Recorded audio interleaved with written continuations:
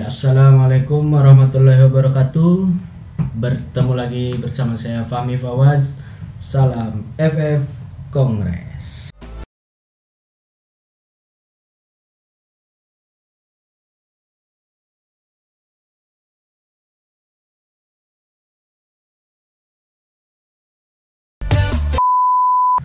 Ya, di sini saya mengundang salah satu kawan saya, kawan kecil, narasumbernya. Dia bernama Yoga Novan dan dia salah satu ketua Karang Taruna di Desa Marga Asih. Jadi buat kalian yang ingin tahu seputar Karang Taruna dan progresnya seperti apa, dan ini Karang Taruna Marga Asih ini cukup maju dan aktif dan banyak kegiatan-kegiatan positif. Langsung aja kita ke video. Ciao. Assalamualaikum warahmatullahi wabarakatuh. Yoga Novan Yasin. Waalaikumsalam. Apa kabar, Kang? Alhamdulillah Kang Yoga baik. Aduh, ini rekan saya yang paling kacau ini. Orang bilang saya mirip sama dia. Perkenalan dulu. Nama kayak anak SD lah. Nama lengkap, biasa dipanggil apa? Hobi, kesukaan makanan, minuman. Harus semua itu, Bang? Jangan cuy. Siap-siap. Ya, teman-teman di sini, halo. Perkenalkan, saya Yoga Novan Yasin. Saya di sini ingin sharing itu ya tentang seputar Karang Taruna. Pekerjaan saya sebagai perawat, terus moto hidup saya jangan jadi fuckboy selama masih ada agoy. Anjay. Anjay, pucek boy. Pucek. Mantap. Oke. Ini bakal jadi bahasan menarik karena kenapa? Karena Yoga ini adalah perawat dan dia menjabat juga sebagai ketua Karang Taruna di Desa Marga Asih atau Komplek Marga Asih. Dan hobinya itu dia petinju. Dia ini atlet Kota Bandung, dia petinju, pekerjaannya perawat, ketua Karang Taruna Marga Asih. Biar tuh. Oke, langsung aja ke pertanyaan pertama ya. Sebelum masuk pertanyaan, saya ingin nanya dulu kabar gimana? Katanya positif corona kata teman-teman. Amit-amit, Bang. Masa positif? Negatif. Ya, jangan sampai kan. Cukup yang positif mah istri aja. Kan lama-lama di rumah gitu. Mantap. Sedap. Ini saya sebelum masuk ke pembahasan mengenai Karang Taruna, saya ingin sedikit berbincang dulu mengenai COVID-19 ini karena beliau ini perawat. Menurut Anda COVID-19 ini antisipasinya harus seperti apa? Gimana ya tentang COVID ini? Emang COVID ini kan penyakit yang baru gitu ya. Penyakit kalau pokoknya gara-gara COVID ini semua terhenti gitu. Ya, padahal kalau masyarakat tidak bandel gitu ya, gampang gitu. Hanya biarkan tugas kesehatan yang mengurus semuanya, yang menyembuhkan dan lain-lain. Tapi kalau masyarakatnya tidak bisa memutus rantai penyebaran gimana gitu. Apalagi saya posisi sebagai perawat gitu. Pokoknya udah paling sedih kalau ada masyarakat yang ngomong apa COVID orang mah tesieun. Masih bener kayak gitu nggak? Masih denger kayak gitu? Iya, masih banyak sih, masih banyak. Iya. Nah, mungkin menurut Yoga ini penanganan yang tepat untuk mencegah COVID-19 ini tentu juga harus efektif ya. Mungkin caranya seperti apa? Terus di samping peraturan yang sudah dibuat oleh pemerintah. Ya kan peraturan pemerintah udah pastilah pakai masker, cuci tangan, terus jangan jaga jarak, terus batasi keluar rumah atau aktivitas-aktivitas yang tidak penting. Dan yang paling penting itu kalau menurut saya mikir. Mikir. Ada penyakit ada penyakit mematikan malah ditantang. Emang indah. Indahnya statement-statement. Banyak orang bandel. Indahnya konspirasi. Iya, aduh parah itu konspirasi. Pokoknya kalau ngomong aduh, udah kayaknya kalau ngomongin COVID ya lagi seru-serunya, takut ada apa-apa. Iya. Yoga gimana nih kegiatan selama PSBB, selama lockdown, selama social distancing, selama menjaga jarak bersama kekasih, seperti apa nih? Kegiatan apa saja yang dilakukan? yang pasti merindu lah sama kekasih, nggak ketemu. Jadi orang Subang ya, ngebon guys. Ini pribadi atau anak-anak Karang Taruna selama COVID nih? Pribadi dulu. Nanti kan kita akan ada pembahasan-pembahasan yang lebih terperinci mengenai Karang Taruna, guys. Cocok. Itu baru pemuda. Kalau saya pribadi sih gimana ya? Kan saya lagi alhamdulillah nih, udah beres S1 sarjana keperawatannya. Tapi kalau di perawat kan ada profesi. Nah, di profesi tersebut semester 1 saya masih praktek, nah semester 2 sudah di stop. Jadi kegiatan sehari-harinya ya kayak gini, cari cuan bos, nggak cuan, no cuan no life. Nah, ini no cuan no mangan, cuan.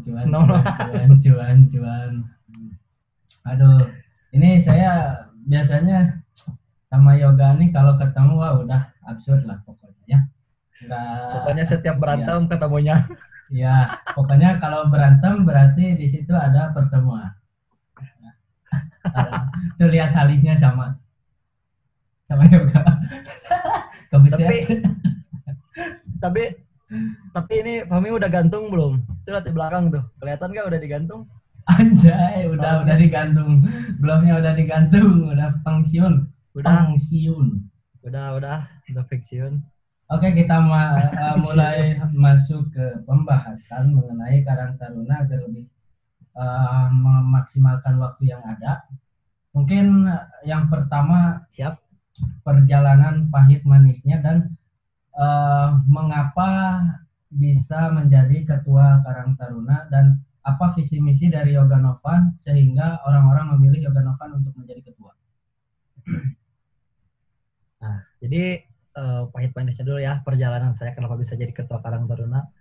Ya, yang kami tahu dulu kita ada di dunia biker jalanan gitu kan. Sempat tahu sendiri masalahnya. Iya. Sudahlah. Kalau sempat dicari polisi, lalu udahlah capek. Guys, selain polisi. Ya. Terus balik ke udah beres permasalahan, dicari-cari, pulang ke Margasi ke rumah, ternyata lihat anak-anak, wah anak-anak sekarang nggak ada yang menggerakkan gitu. Nah, awal mulanya saya meneliti menjadi Karang Taruna itu dari RW dulu, karena emang kalau Karang Taruna itu tidak ada di RW, di unit itu emang tidak ada peraturan dari pemerintahnya. Jadi Yoga ini atas rekomendasi kawan-kawan kah, Pak RW-nya kah, atau mencalonkan? Jadi ceritanya itu dari RW alhamdulillah berhasil bisa mengharumkan nama-nama RW, langsung kita pindah ke dusun. Satu dusun kita itu 4 RW. Nah, di dusun alhamdulillah kita waktu ada acara bersama bikin acara lah gitu. Itu lalu di desa tidak ada Karang Taruna, maksudnya tidak aktif gitu, tidak terlalu aktif. Nah, saya didorong sama anak-anak udah juga jadi ketua aja kayak gitu. Di samping itu kepala desa juga mendukung gitu, karena alhamdulillah gerakan-gerakan kita positif semua gitu dan rata-rata berhasil. Mantap. Kayak gitu. Nah, pahit manisnya selama menjadi ketua Karang Taruna dan harus memakai cara seperti apa untuk merangkul SDM yang ada. Nah, jadi kalau kita berbicara Karang Taruna, kita berbicara pasti pemuda, ya, pasti remaja, bukan remako ya. Kan kalau remako mah remaja kolot. Remaja kolot, kolot pada gong. Terus, jadi pahit manisnya itu pasti ada. Kalau di desa saya itu kan ada 22 RW nih. Ya. Nah, yang susahnya itu di desa saya itu ada yang berstatement atau ada yang mindset mereka itu ada yang di komplek RW-nya dan ada yang di kampung, perkampungan sih, iya di tempat yang gang-gang kayak itu. Dan pasti mereka tuh selalu bentrok. Bahkan waktu pertama naik nih Dok, waktu pertama naik jadi Karang Taruna, saya kan pasti ngerangkul tuh ya. Jadi saya minta perwakilan 2 RW dari 22 RW, otomatis ada 44 kan. Nah, ada salah satu RW yang bilang, saya mah nggak akan ikutan karena sudah ada pemasukan gitu dari pabrik-pabrik gitu. Halo? Halo, ya aman. Masih jalan? Jalan. Aman. Nah, terus dari situ sampai orang itu bilang sana lamun orang anu ngilu naik mah sana orang nu naik lain maneh sana pertama. Kedua, kita belum punya sekretariatan dulu. Kita disatuin sama satu lagi lembaga gitu di desa, tapi kan namanya anak-anak muda ya.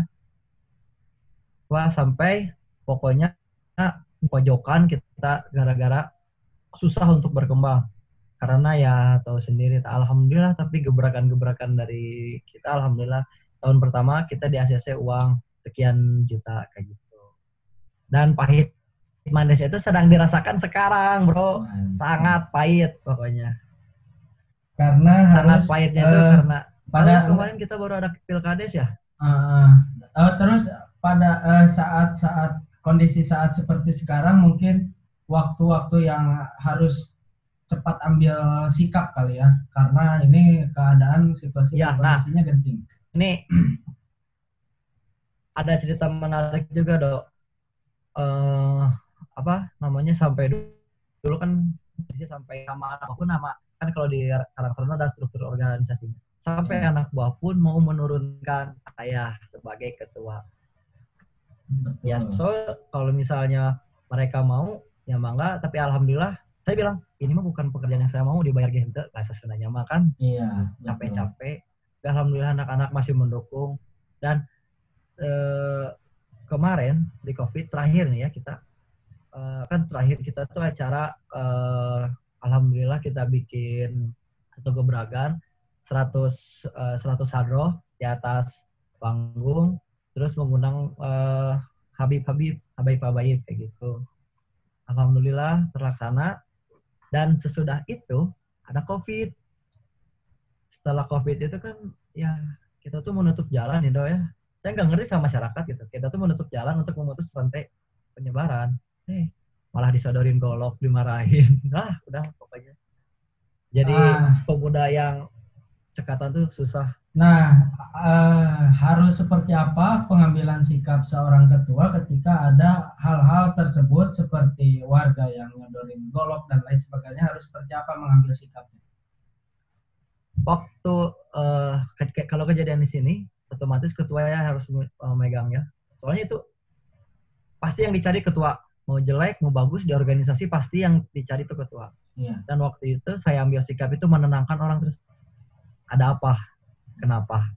Dan ingat ya, Karang Taruna itu bukan organisasi yang arogan gitu. Jadi kalau misalnya kita ada disatukan dengan permasalahan dan ujung-ujungnya cekcok atau baku hantam, saya langsung menarik anak-anak, suruh istirahat, lalu kita omongin di forum kayak cooling gitu. Down lah ya. Pasti down. Forum yang memutuskan semua.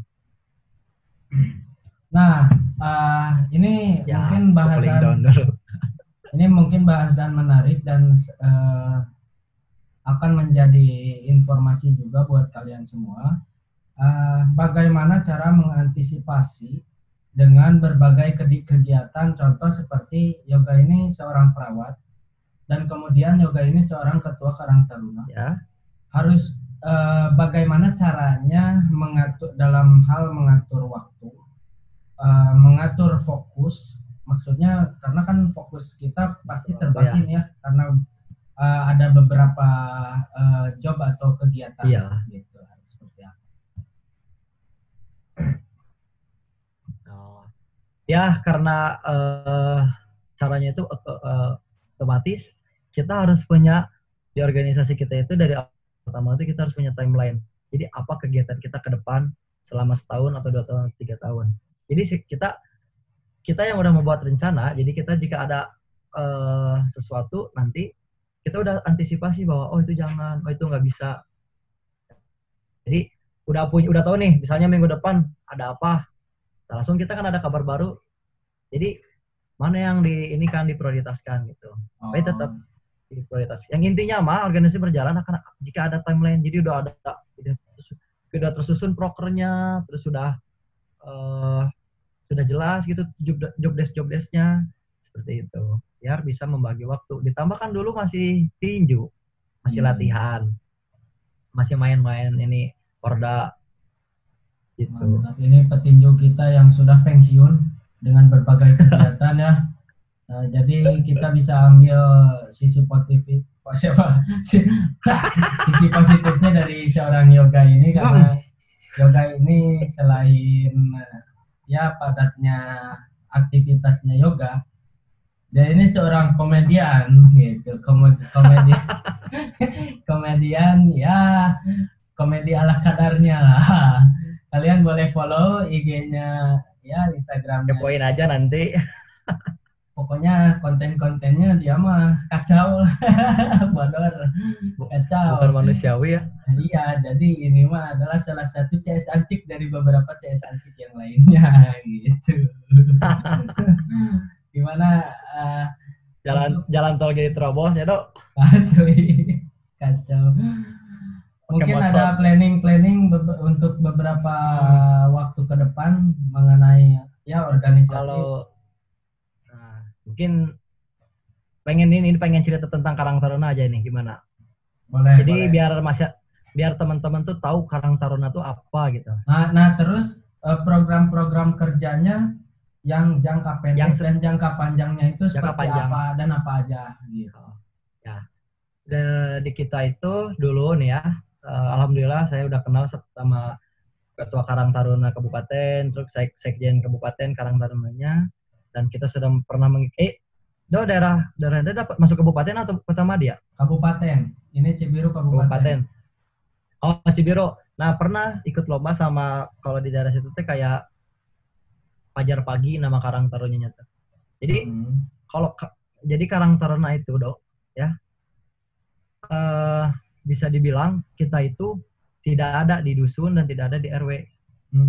Kita tuh hanya ada satu di desa, kecamatan, dan Karang Taruna itu, ini informasi buat kita semua, Karang Taruna itu adalah satu-satunya lembaga yang jika ada rapat DPR atau apapun, kita ada kursi satu di situ. Oh, terus sebetulnya. Karang Taruna, ya sebetulnya emang ada sampai sekarang. Memang ada. Tapi yang duduknya dari Jawa Barat, Karang Taruna Jawa Barat atau Karang Taruna Kabupaten, kayak gitu. Kalau nggak Karang Taruna Pusat se-Indonesia. Dan Karang Taruna itu disahkan satu-satunya yang disahkan langsung sama presiden. Jadi jangan sampai salah pemikiran bahwa Karang Taruna itu di bawah RW apalagi. Kita itu lembaga, jadi kita itu setara dengan MUI, PKK, terus kayak Puskesos kalau di kabupaten. Jadi kita itu adalah mitra kerjanya gitu. Oke. Mungkin ini sedikit ya, maksudnya ini masukan juga buat orang-orang yang mungkin kebanyakan orang bahkan hampir tidak ada orang yang tahu sebetulnya Karang Taruna ini adalah lembaga yang setara dengan MUI, PKK. Iya, setara. Puskesos. Iya. Oh, oke. Bahkan setiap organisasi itu kan pasti ada ADART nih. Ya, ada ADART. Dasar rumah tangga. Nah, ADART itu Karang Taruna misalnya kita di desa, kita nggak bisa bikin ADART karena kita udah punya ADART-nya itu di pusat Karang Taruna Indonesia. Jadi itu ADART yang kita pakai gitu, tapi kita menyesuaikan apakah yang bisa kita pakai sama yang kita tidak bisa pakai, kayak gitu. Ingat kita tuh langsung disahkannya sama presiden. Iya, betul. Itu yang jadi landasan kuat karena disahkannya oleh seorang presiden ya. langsung gitu. Tapi job desk kita itu di desa itu hanya menjadi mitra. Bukan kan sekarang ada Karang Taruna paling Pathut, panitia HUT RI. Ya, Pokoknya panitia tahunan apalagi apalagi untuk teman-teman yang lihat video ini jangan sampai mendukung Karang Taruna minta-minta di jalan. Itu betul. Sangat-sangat. Ya. Jadi dengan adanya Karang Taruna itu adalah untuk mewadahi para pemuda berkreasi, bisa berdiskusi, bisa semuanya. Maka dari itu kenapa target utamanya adalah pemuda agar bisa berkreasi.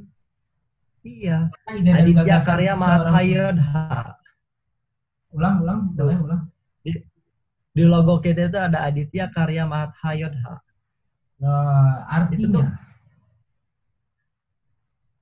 Artinya itu jadi seorang Aditya gitu ya. Halo, ya, kedengaran nggak, Dok? Kedengaran, aman. Ya, jadi Aditya itu kayak seorang yang cerdas, terus karya, yang suka berkarya gitu kan, Matha yang terhormat berbudi luhur, jadi itu adalah pejuang. Jadi bisa kita simpulkan, macam setik, Oke, ya, simpulkan. Boleh kalian boleh googling, boleh pokoknya sama Ustaz Google atau dokter Google atau insinyur Google, pokoknya di situ ada semua ya. Boleh kalian simpulkan ya, itu. Dan diskusikan. Ya, jadi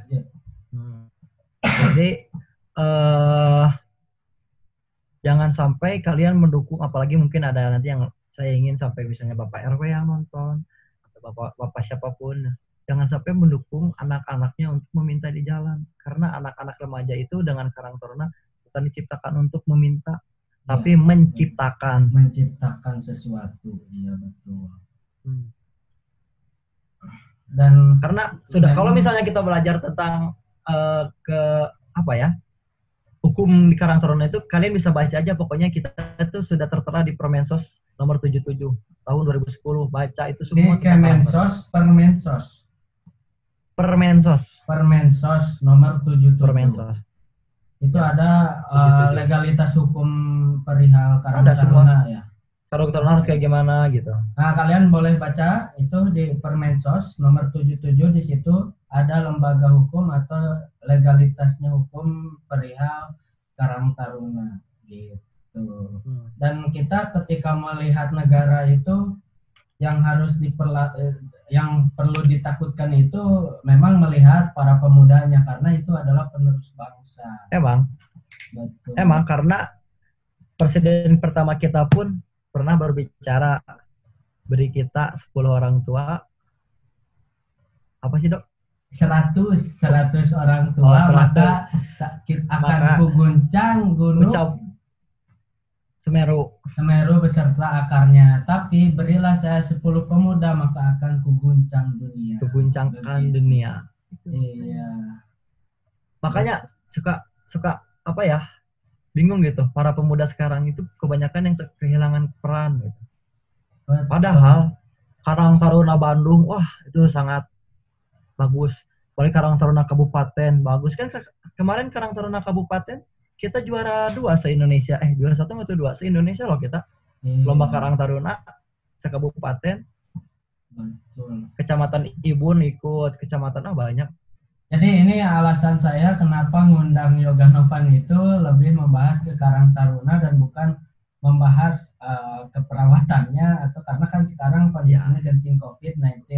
Karena terlalu banyak yang membahas COVID-19, saya cukup inilah pokoknya mah senak gitu. Jadi mending ngebahas Karang Taruna ya.